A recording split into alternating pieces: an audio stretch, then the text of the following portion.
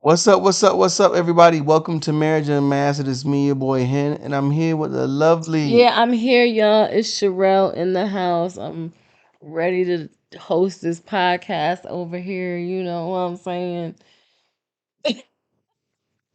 As I look at her with displeasure, cause she's talk. Displeasure. Yeah, cause you interrupted me. I was trying to. Wah, wah. You done? You on it? First of all, y'all, we apologize. We like 4 or 5 days late, to be honest, with the. Henry's late. I had a lot going on, and I kept telling him, "Yo, we gotta do the podcast." And well, you see, luckily, finally, he listened. So because you had a lot going on, I'm late, and it's We, my fault. we. Okay, whatever. Anyways, that's beyond it. Y'all ready to jump back into this journey? We at year 8.3, so really year 8, but this is part 3 of this Mm-hmm. story. And last week we ended at when we told the realtor like we wasn't really prepared to drop this money for this builder because that's not what we had come down there for. Yeah. So that's where we was at. So this was like days after Henry's birthday, That days before mine. was a good birthday present, wasn't Going down there. it? Yeah. You tell me, did you enjoy that trip? No, cause an 11-hour trip. No, it took like 20.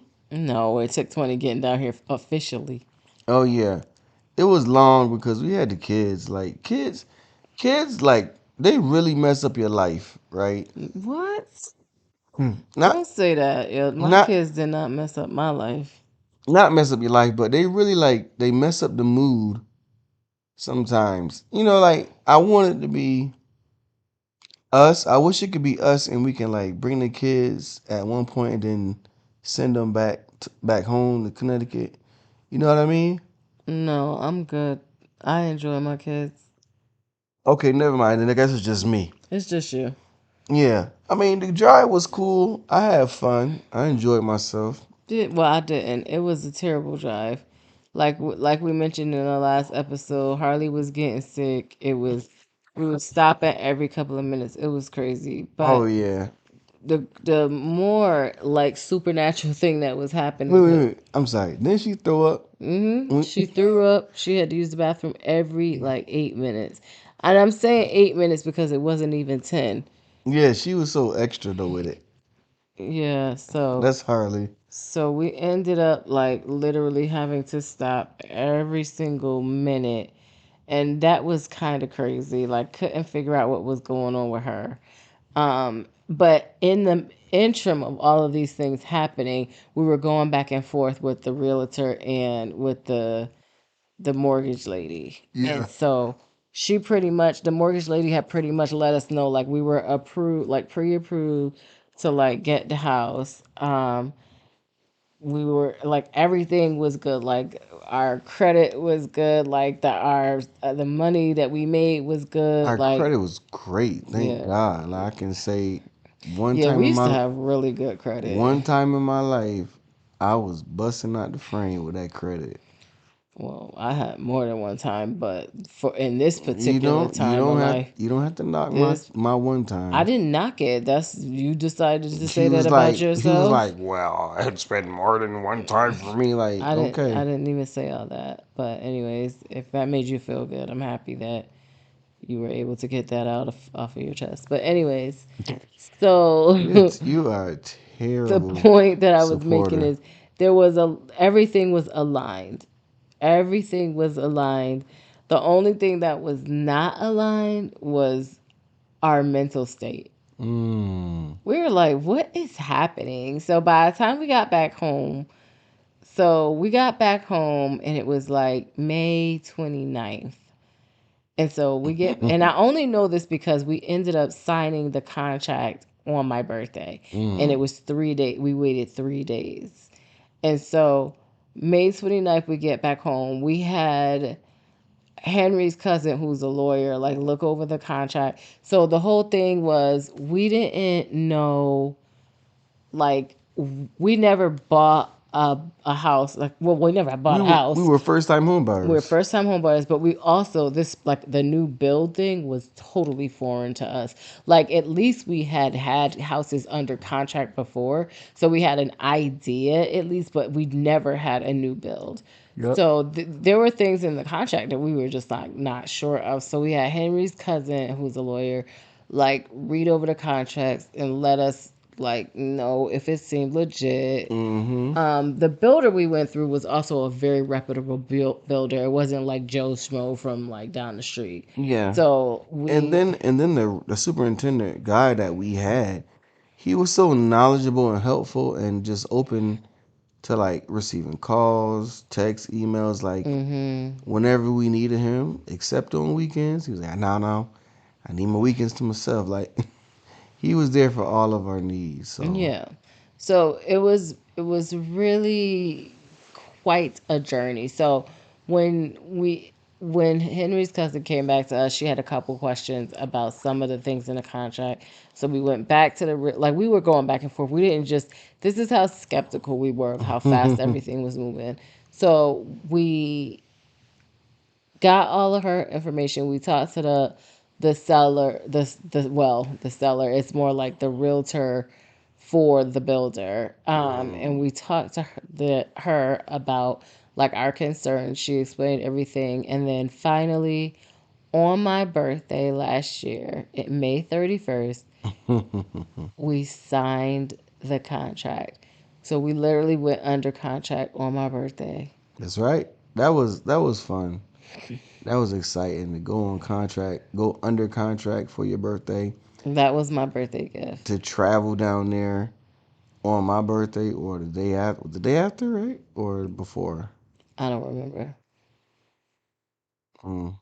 I don't remember. It's funny how you remember stuff with your birthday, but Oh God, are you but five? you Are don't you remember. five?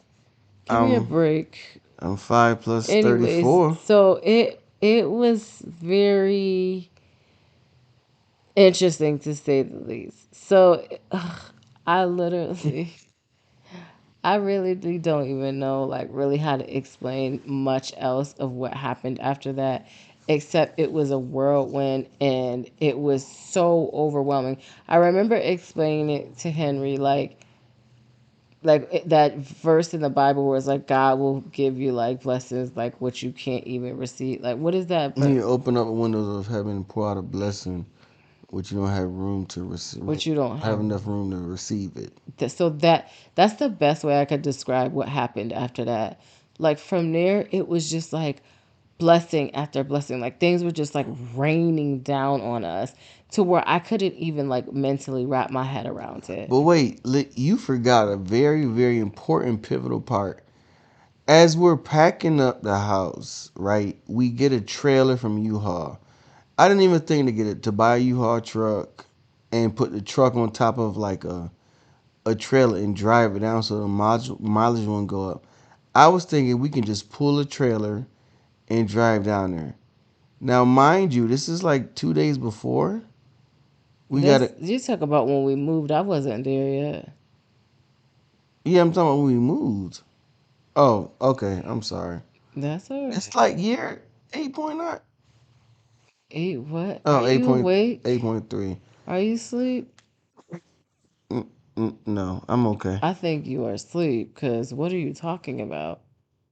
So, Sorry, Jesus, y'all. I was in the wrong episode. you were in the wrong room. I was time traveling. Anyway, Yeah, he was asleep, y'all. I don't know what's going on. This is why we can't get nothing done this week. Homeboy always sleeping. I'm always asleep. Anyways, I be tired. I be working. okay, and I don't work.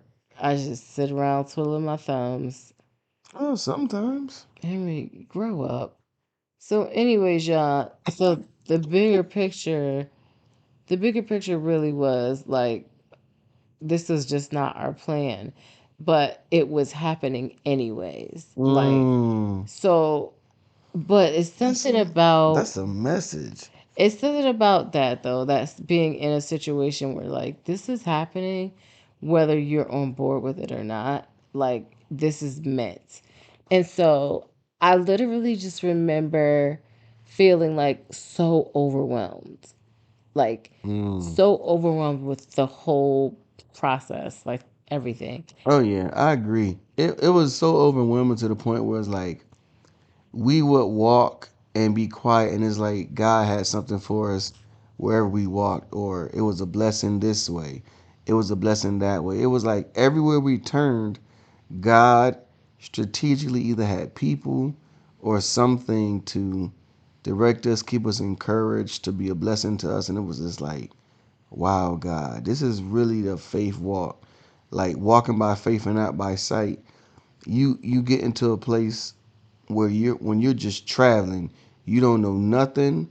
Like for instance, like Forrest Gump when he was running, and they were like, "Where you running to?" And he was like, "I don't know." How long are you gonna go for? I don't know. Like I'm just running. Like when God got you on a faith walk and you just go, things begin to happen, and then like I think that's what happened with us. Mhm. I was just piggybacking off of your comment. No, I agree. You Like know what I'm saying? I and I think that that was the like the bigger lesson. Like when God tells you to move, you need to move. Mm. Like because there's something that he has for you in that move. Like when me and Henry decided to like go down to North Carolina just to look, that was literally like we had been looking at apartments. We had been like pricing how Mm-hmm. much it would cost us to rent a house. And so when we got on the road, that was our whole intent. The intent was never to buy at this point. But again, when God has something for you, like there's literally nothing you can do. So when we sign the contract, we're under contract, like all these other things started happening, like blessing wise, like that was like literally so overwhelming. That's when I ended up getting sick. Like, and when I tell you, like, it's not like I had a cold or the, actually, I Mm. did get, so, oh my God, I forgot all about that. I ended up getting like sick as far, like, sick, like the chills, fever, like, Like COVID sick, but y'all. let me tell you how this played out. So, Sherelle, if y'all listen to the podcast or y'all follow us, you know anything about me, I am very strategic. Like, I like to plan everything down to the pit, like, everything down to like what It's down to the down to the socks. socks. Like I plan it all. So me and Henry were having a conversation one night, and I was like, "Listen, we have so much to do. We need to make a plan. Let's write down like we gotta change our bank accounts. We gotta call the schools. We gotta do this. We gotta do." I was like making a whole list. It as we're doing that, I started to feel my body get cold. Mm. Like I was like shivering, and I was like, Henry, I think I need to go upstairs and lay down. Like something just came over me. Yeah. And like, so he's like, all right. So I'll go upstairs. I lay down. I'm like shivering cold. Mm. Like my body is shaking. I was like, yo, let me take some NyQuil or something. Like, what is going on? So mind you, all this is going on. She's getting sick, and then it gets to a point where we have to go to the hospital. Am I right? Mm-hmm. And it's like in the middle of like both of us working, the kids, the house, and my wife is like, "I gotta go to the hospital. I'm Like in too much pain." it was so crazy. Like, and then like, so at first, so the cold and all that had kind of went away. But when the cold went away, I had a headache that didn't go away. And it Like a was like sinus it headache. was so bad. It was like I couldn't even lift my head off the pillow. Mm. And so I was scared. I was like praying. I'm like, Lord, what is this? And like we had all these things that were happening as far as this house. We had all these plans we had made. Like I didn't have time to be going through, and I had also still had to work and be a mom and be a wife. Mm-hmm. So I didn't have time for whatever was happening with my head. And I tried to ignore it for a little while, but then one night it was so bad, and it was like no matter how much Tylenol I took, it just would not go away. And I said to Henry, like, I gotta go to the hospital. Yeah. You Like, said it a lot. I gotta go to the hospital. We gotta go now. I'm not feeling well. I'm like, all right. And then you know what? If anybody knows hospital visits, emergency room. yeah, you go there and you might need an hour, but you gonna stay there for about 4 or 5 because they gonna make that quota. They make you wait. Yo, it got worse every time we had to go to the hospital. Like the time frames got worse and worse and worse. Like it was just like hours and hours and hours of just straight pain Mm, because they wouldn't like the way the emergency room, or at least the one we were at, was working. Like until the doctor seen you, they couldn't really give you no meds. yeah. So it'd be like all night long. I'm up in the emergency room like crying. And then mind you, we're new like patients. Like we from out of state. They're like, We were in Connecticut.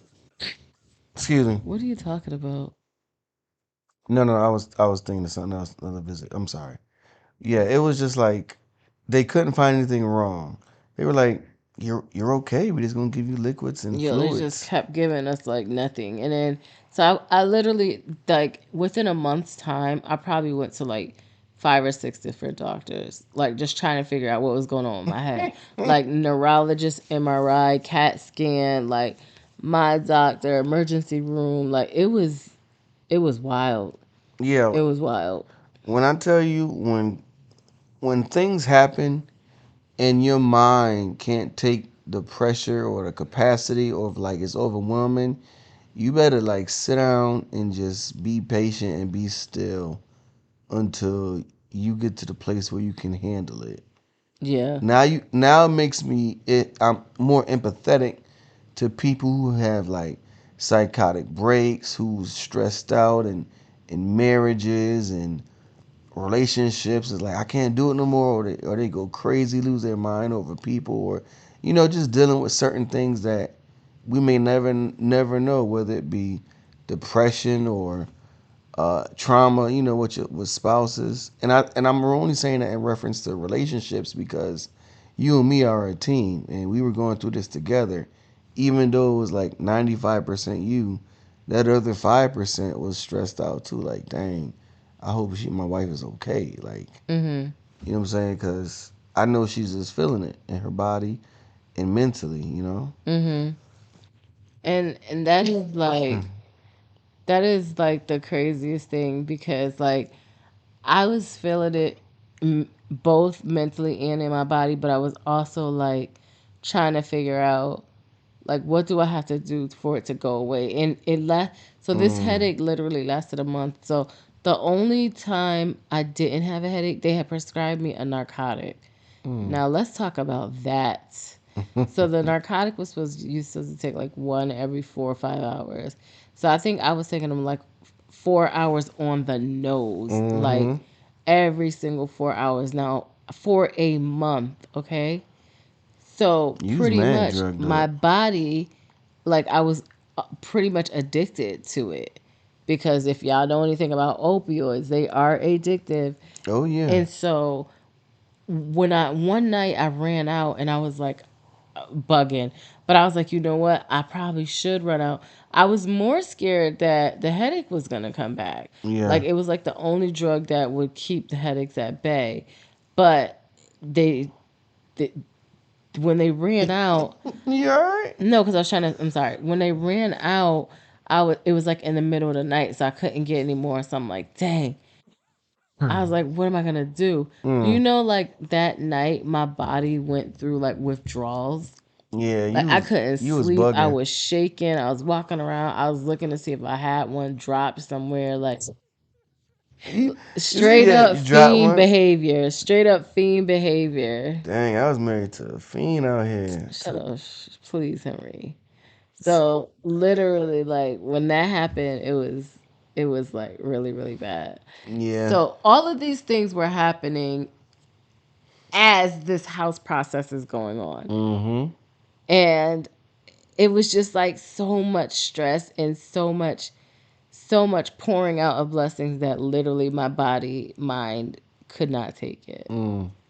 Well, he kind of just was God was just setting us up to pour into others because he poured so much into us during that time. I know one thing. He set that testimony up. Cray.